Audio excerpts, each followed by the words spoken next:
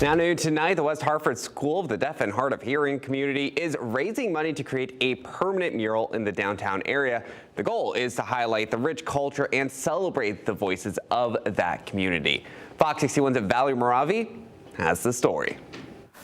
Well, they have raised more than $6,000 just this month. Now, people from the West Hartford Public Schools Deaf of Services team say they are excited. Now, they say they hope this mural will represent each and every one of them.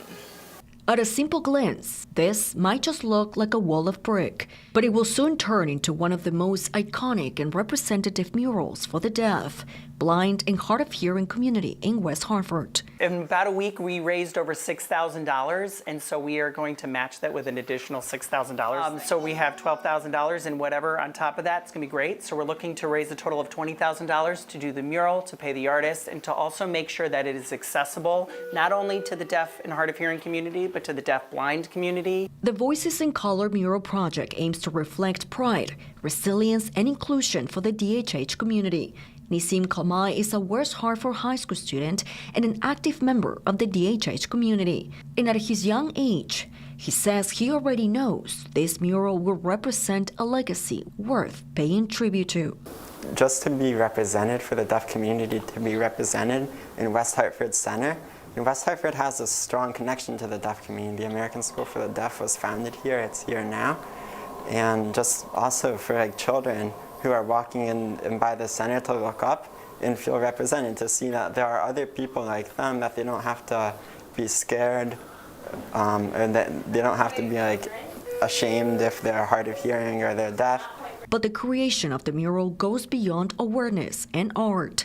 Luke Nowakowski is a teacher for the deaf and hard of hearing for West Hartford Public Schools. He says this mural will be a clear representation of decades in the making to help share the story that will reflect the heart of the town. He says more than 80 students and families from pre-K through 12 are supported by the school. He says the mural will highlight more than just stories.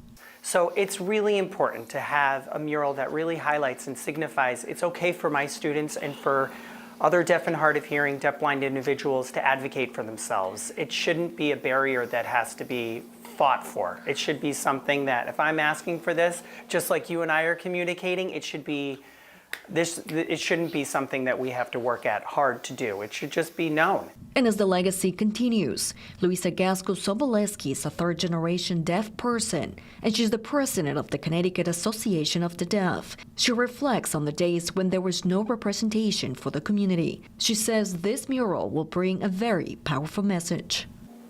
I am extremely proud.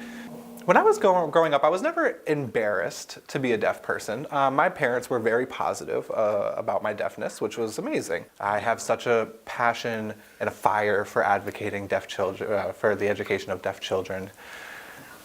And this mural is really, really important. I'm so excited about this project and to be able for us to share many stories.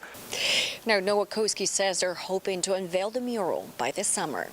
Reporting in West Hartford, Valerie Moravi, Fox 61.